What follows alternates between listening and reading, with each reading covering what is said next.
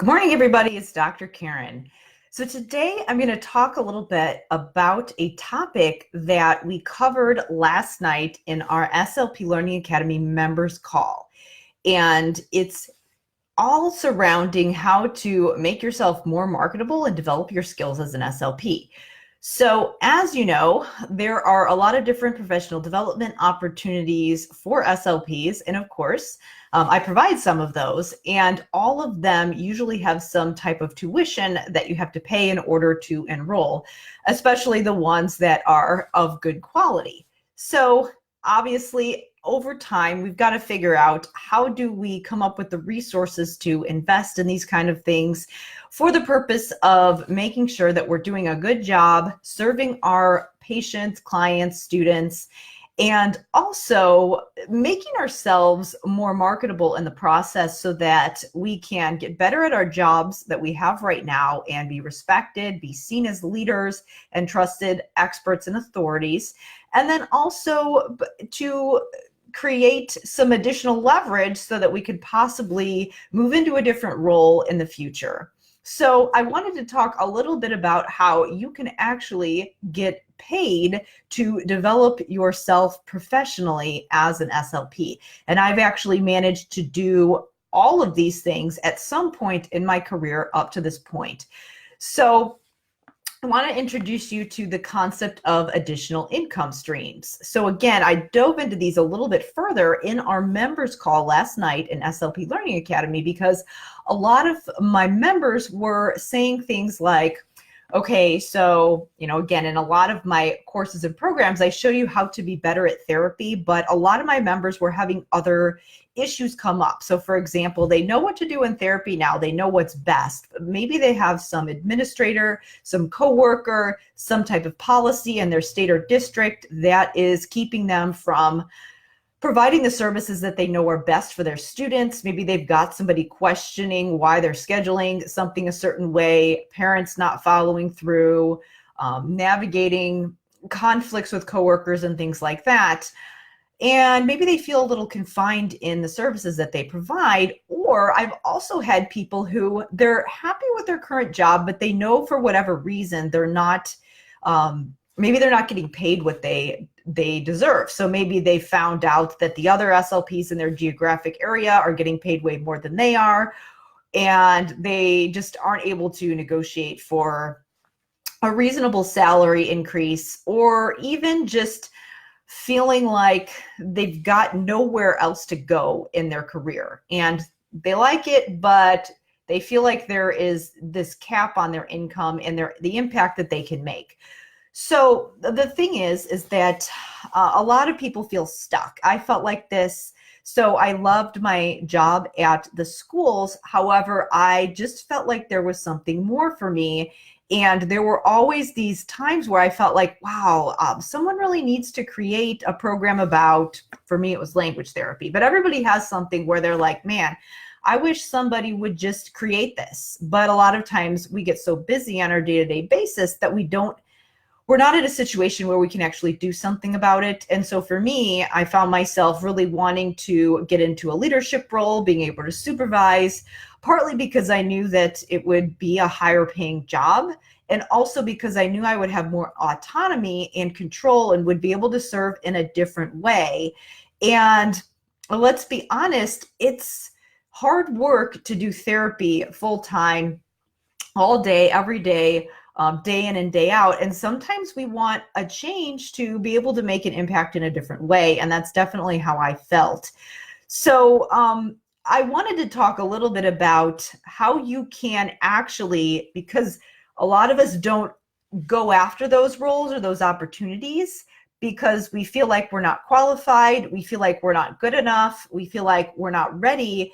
But at the same time, we feel like there's all of these obstacles in the way of us actually coming up with the resources, the funding, the time to actually develop our skills and learn some of the things that we need to do in order to be able to become an expert. So the way that I became an expert is, and this was my journey, there's lots of other ways that you can do it, but mine was that I went back and got my doctorate and did research on my own. So the thing is that I needed to develop myself professionally in order to get to that point, and I needed resources in order to do that. So again, the topic of the day being how can we actually get paid to develop ourselves professionally? Because when you go to ASHA, when you go to these conferences, you do have to pay money, you've got to miss work, things like that. So I want to introduce you to the concept of creating additional income streams. So essentially what this means is that you've got your full-time job, and then you have this additional thing that you're doing on the side for a couple different reasons. Number one, to make more money. Maybe you have student loans that you need to pay off. Maybe you've got courses and programs that you want to pursue, but you might have some financial constraints there. So if you create that additional income stream, it will allow you to get into a better place financially. Number two, the goal of creating that income stream is twofold, meaning that we want to create more income, and then at the same time, we want to use it as a professional development opportunity to develop some skills that are going to expand the options that you have as an SLP, so that you have more options when it comes to jobs. And what that will allow you to do is become more skilled in your areas of expertise. And then what that's going to allow you to do is have more options as far as moving up in your career. So let me go through the different options that I talked about on the call last night. And then if you want to learn more, you can join us. I've added a link. I'll add it below this video. I've also added it in the comments or in the description above this video. But if you want to learn more and actually want to get some guidance as far as how to, so get some direction on how to actually do this for yourself, then you can join us in SLP Learning Academy, and I can coach you through that, because the goal is that we want to figure out how to design this in a way that's aligned with your personality, your strengths, your unique situation. So the ones that we talked about is number one, PRN work. So if you're in a school setting, there are opportunities for you to actually earn more money on the side doing PRN work. Many times this is in a medical setting, or it could even be something that is a part-time situation, even at a private practice or an outpatient clinic, on top of what you're already doing.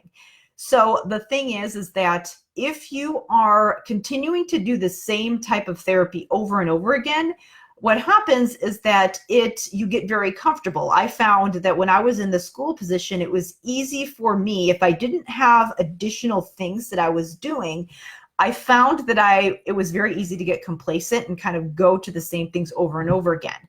When I started to do PRN work in the skilled nursing facilities, it got me out of my comfort zone and helped to build a lot of the strengths where I was weak.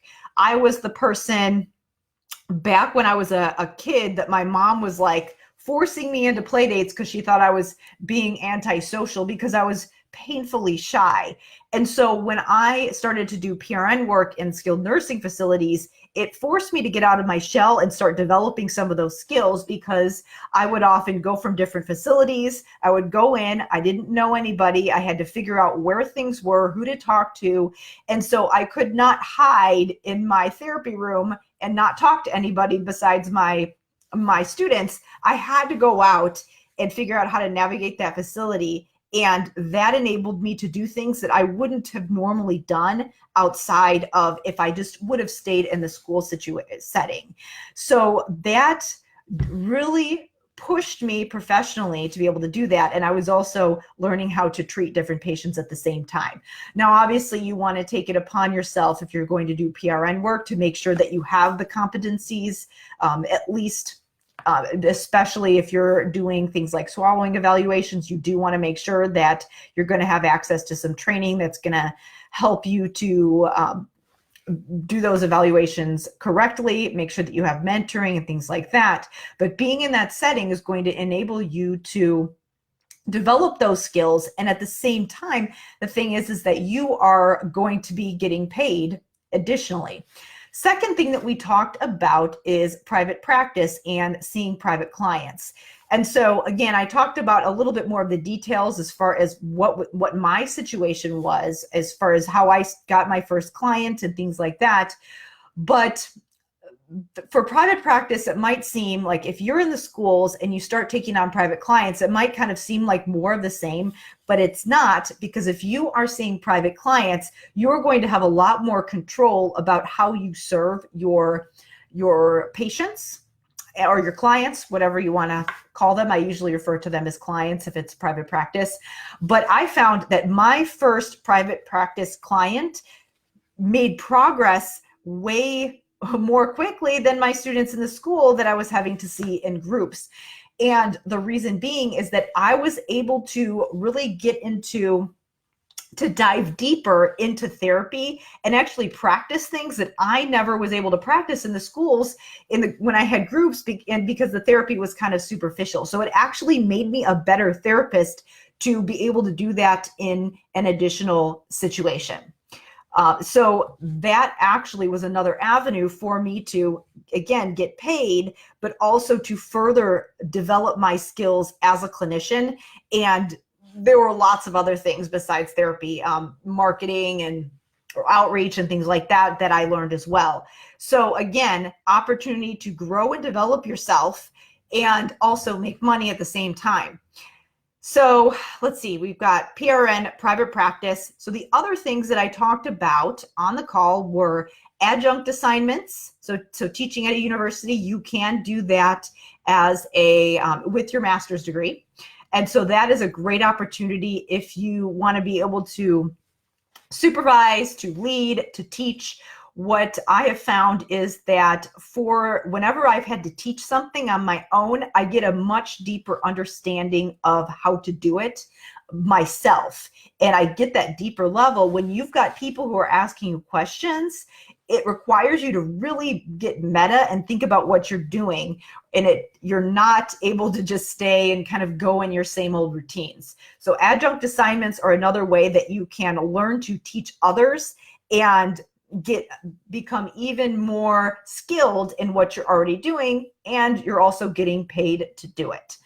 Then finally, the other things that I talked about, so we've got PRN work, we've got adjunct assignments, both income streams that involve being employed for other people. Then we've got private practice, which involves being self-employed. And then I talked about other self-employed options, which would be things like creating online therapy materials and selling them to other SLPs, doing coaching and consulting, and then doing online courses, all of which I am currently doing right now. Obviously, I have experience with all of these things, but those last three are the things that I'm doing right now. So the thing is that if you are a creative person and you've always felt like something needs to be created, or if maybe there's something that keeps coming up that you say, you know what, like I've searched through professional development, I've searched through materials, this thing that I want just doesn't exist. Well, that's a perfect opportunity for you to create it. Now, a lot of people hold back because they feel like, oh, I'm not good enough, I'm not skilled enough.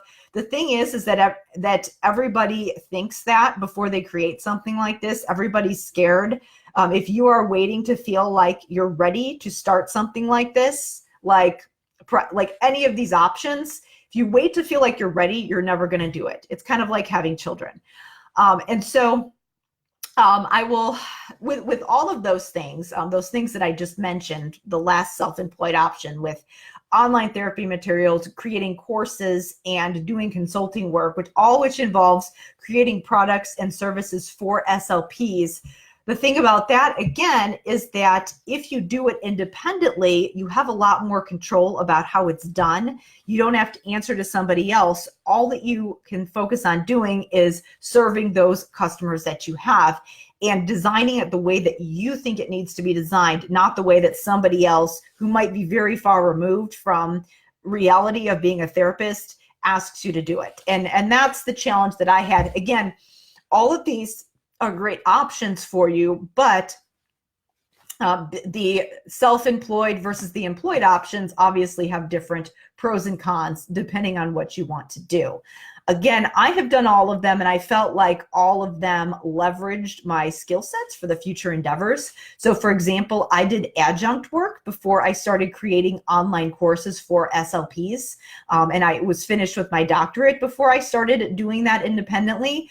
I certainly know people who have not done adjunct work and who do not have their doctorates that are creating online programs. So you certainly can do it if you have some life experience or some credential or just some area of interest and expertise that enables you to share what you have.